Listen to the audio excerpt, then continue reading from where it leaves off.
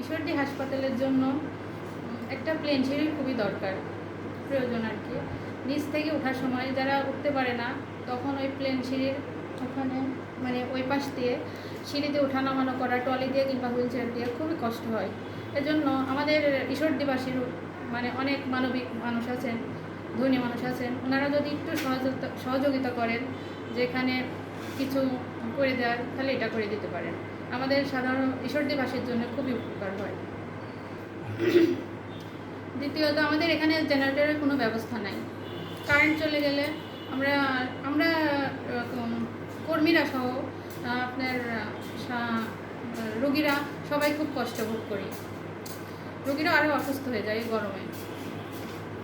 আর দ্বিতীয়ত, এই তৃতীয় তলায় পুরুষ ওয়ার্ড হওয়ায় আমাদের কাজ করতে খুব সমস্যা হচ্ছে। এটা যদি নিচতলা দিয়ে একটু ব্যবস্থা করা যেত, তাহলে আমাদের মানে কী বলবো, কর্মীরা কম থাকায় যাতায়াত করে কাজ করায় খুব কষ্ট হয়ে যায়।